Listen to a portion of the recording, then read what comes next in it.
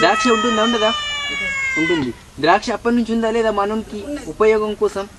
అయితే ఆదము సంతానం తప్పు చేసింది, అందుకు యేసువారు రక్తం చిందించారని మీరు అన్నారు, అంతేనా కదా?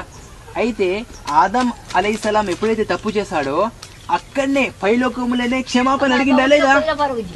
తప్పు చేసినప్పుడు ఆదం పాపంలో పడలేదు, అవ్వ పాపంలో పడ్డది. అవ్వ పాపంలో పడే రోజున అవ్వ పాపంలో పడే రోజున ఆ రోజు ఏమైంది కాదా, ఆదం మనం ఏబేలు ఏమో దేవుని సంతానం, కయ్యోనేమో సైతాన్ సంతానం.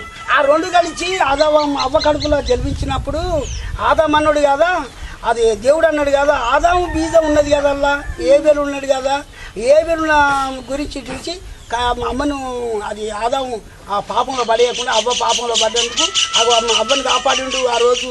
ఏది ఏబేలు గురించి మీరు చెప్పింది నాకు అర్థమైంది.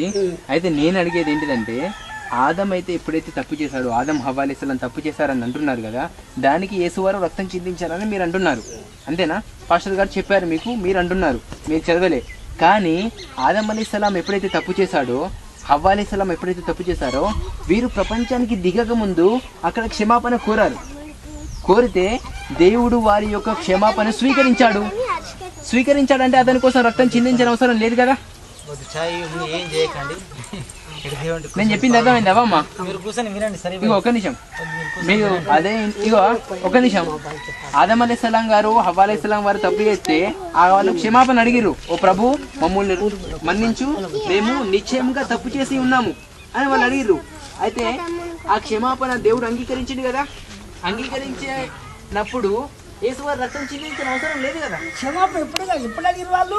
అప్పుడు అవ్వ తప్పు చేసిన రోజు అప్పుడు కళ్ళు దిగంబరం ఉంటుంది. వాళ్ళు దిగంబరం ఉన్నప్పుడు అవ్వ తప్పు చేసిన దిగంబరం ఉన్నప్పుడు అన్ని పళ్ళు తినకని చెప్పి దేవుడు చెప్పి పోయినప్పుడు అవ్వ వచ్చి ఆ పండు కాదు సాతాను పోయి మోసం చేసినప్పుడు ఆదాముకు మళ్ళీ వీళ్ళకు మాకు నెత్తలు తెరబడతాయి, చిక్కులు కలినాక దేవుడు పిలిచినప్పుడు ఆదామా ఎక్కడంటే అయ్యా అని చెప్పి చెత్తసాకు పోయి దాగుంటారు. అయ్యో దాగున్నారు పిల్లలు అని చెప్పి దిగంబరం ఉన్న పిల్లలకు ఇలాంటి ఎట్లా అని చెప్పి ఇదంతా ఎట్లా అని చెప్పి దేవుడు చెప్పంగానే దిగంబరంతో ముందు అని చెప్పి చిక్కులు చెట్ల కిందకి అందరూ ఆకులు కప్పుకొని చెట్ల దాటుకుని నిలుస్తారు. వాళ్ళు నిలిచినప్పుడు ఆ దేవుడు అంటాడు కదా, అయ్యో నన్ను అవ్వ మోసం చేసినందుకు ఆదాం పాపంలో పడ్డావా అని చెప్పి అప్పుడు వచ్చి ఈ ఆదాముని చెప్పించక మాకు ఈ భూమిని చెప్పించినప్పుడు అల్లాహ్ తాలా ఖురాన్ అన్నాడు 2వ అధ్యాయం 35-37లో, మళ్ళీ మేము ఆదంతో ఇలా అన్నాము, నీవు నీ భార్య ఇద్దరు కలిసి స్వర్గంలో నివసించండి, ఇక్కడ మీరు మీకు ఇష్టమైన దానిని యథాచ్ఛగా తినండి, కానీ ఈ చెట్టు దరిదాపులకు పోవద్దు. నువ్వు చెప్పింది ఉన్నదా లేదా? అల్లాహ్ గ్రంథాలు. అయితే మేము దీన్ని విశ్వసిస్తున్నామా లేదా? విశ్వసిస్తున్నాం. విశ్వసించకపోతే ఇస్లాం మమ్మల్ని తన్ని వారితే నువ్వు ముస్లిం కాదని. కాదు, ఇస్లాం నేను అర్థం కావడం కోసం మంచి చెప్తానా. ఒకవేళ అయితే నేను నమ్మకపోయినా అనుకో, నువ్వు ముస్లిం కాదు అని నన్నే నెట్టేస్తుంది.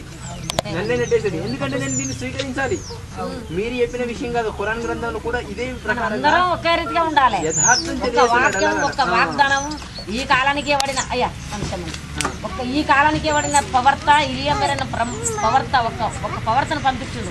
ఏ గ్రంథాన్ని తోసేవద్దని దేవుడు రాసే ఉంటుంది. దేవుడు ఈ కాలానికి ఎవడిన ప్రవర్తన ప్రవర్త ఈ కాలానికి ఎవడిన ప్రవర్తన సత్యాన్ని పట్టుకొని వచ్చినాయి. ఆ సత్యాన్ని పట్టుకొని వస్తే అది ఎవరికి ఇవ్వబడ్డదంటే బదువు కొరకి. అది నీకు నాకు అందరికి. నువ్వు అన్నది నీకు ఆన్సర్ దొరికిపోయింది చూడు. ఇగో శైతాను వారిద్దరి చెట్టు వైపునకు ఆకర్షించి మా ఆజ్ఞాపాలన నుండి దూరం చేశాడు, వారిని తమ పూర్వపు స్థితి నుండి తొలగించి వదిలేశాడు. విన్నావా? అప్పుడు మేము ఇలా ఆజ్ఞాపించాము, ఇక మీరంతా ఇక్కడి నుంచి దిగిపోండి, పైలోకం నుంచి. మీరు ఒకరినొకరు శత్రువులు, ఒక పరిమిత కాలం వరకు మీరు భూలోకంలో ఉండి అక్కడే జీవితం గడపవలసి ఉంది. అప్పుడు ఆదం తన ప్రభువు నుండి కొన్ని మాటలు నేర్చుకుని ఏం చేశాడు? పశ్చాత్తాపడుతూ క్షమాభిక్ష అర్చించాడు.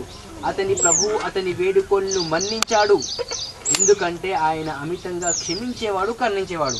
అయితే ఇక్కడ మనకు ఆన్సర్ దొరికిపోయింది. ఏమని దొరికిపోయింది?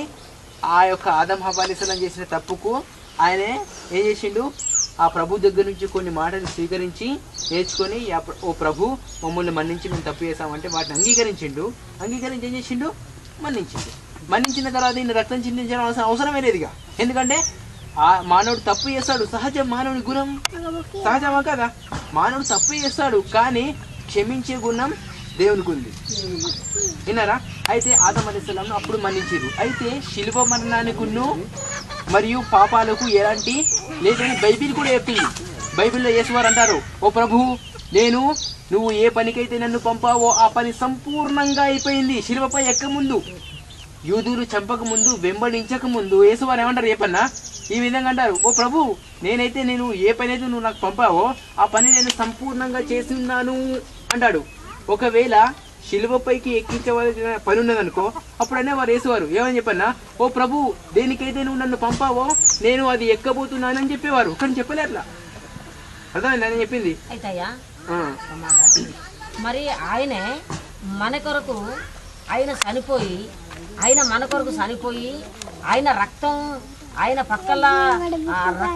పక్కల్లా సిల్లపొడు పొడవంగానే ఆయనకు రక్తము నీరు వచ్చింది. ఆ రక్తం నీరు రాగానే ఆ రక్తమే మనకు మహా గొప్ప ధన్యత కలిగింది. ఆ రక్తం నీరుతోటి మన పాపాలన్నీ కప్పుకుపోయింది.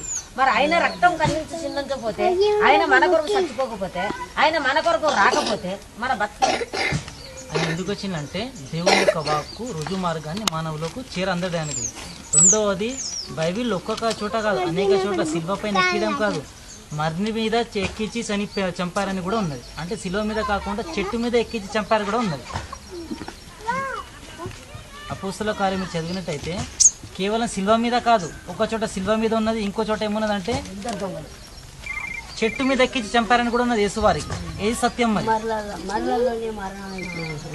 రెండోది ఏమన్నా అంటే యేసువారు నేను నీతిమంతుల కొరకు